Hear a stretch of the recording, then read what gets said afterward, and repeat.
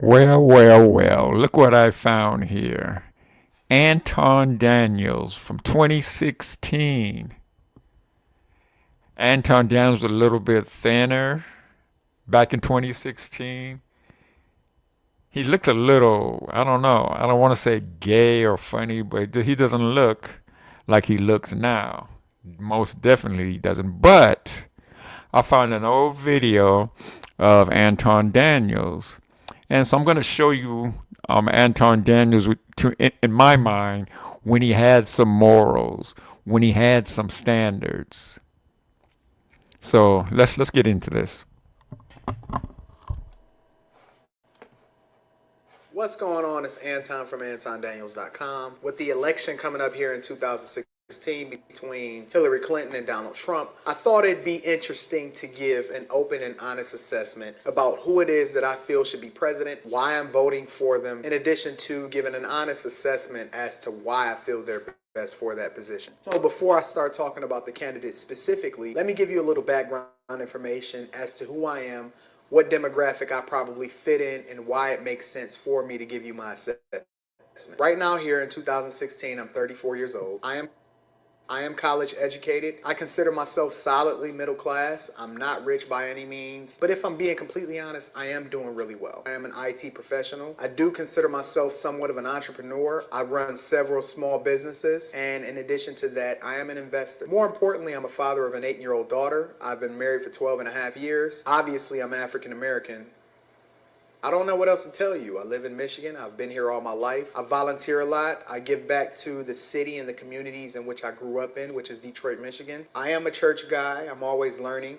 And with that being said, I consider myself a lifetime student. Let me also say that I don't identify myself as Democrat or Republican. So I always vote on who I feel is the best person for the position, not across party lines. I guess the best and most efficient way for me to do this is just to give an assessment of each candidate individually. My main thing that I think about when I think about Donald Trump is businessman, promoter. So to be completely honest and transparent, there are some things that he says in my mind that make sense. I do think that immigration needs to be tightened up a bit. And I also somewhat like the fact that he's honest about what he really feels, and that translates into what he says on a daily basis. I don't necessarily agree with everything that he says, but I like the fact that he's candid. That way I can get a clear assessment on what it is that he's saying and where he stands. I don't really think that he thought that he'd get this far. It was a promotional thing on his end, and then it just snowballed into something that was bigger than him. So now he's just going with it.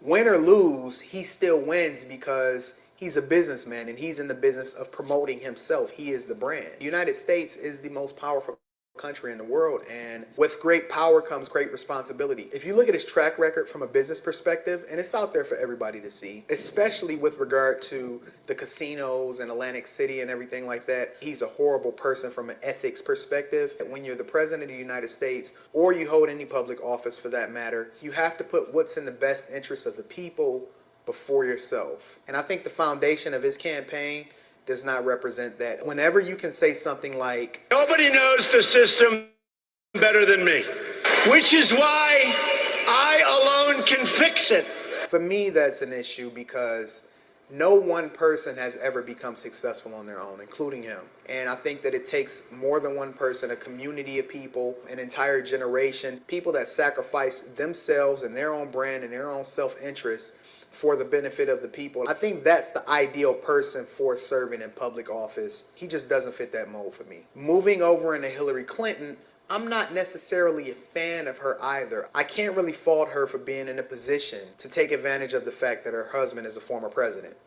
Also, you can't really fault her for taking advantage of the fact that people hired her to come in and give speeches and they paid her a large amount of money. You have to be careful on how you straddle that line, because I do think that corporate interests, they overlap too much into the political world. I don't like lobbyists. I don't like people that can pay their way into a politician's pocket. And I think that you have to be careful in evaluating her, because there are a lot of corporations that paid her a lot of money to come in and do speeches. However, I wonder if he still feels that way about Elon Musk, who paid his way into Donald Trump's pocket.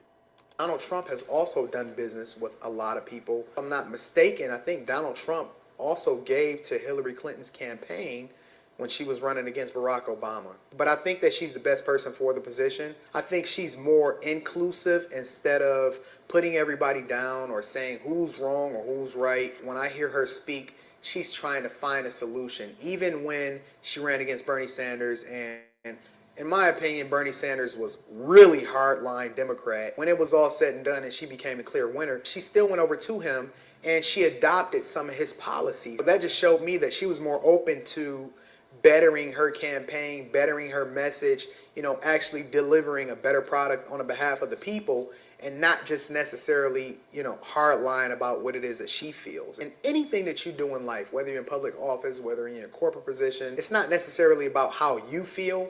It's about what's best for the team. I like the fact that she's more open to hearing other people's messages.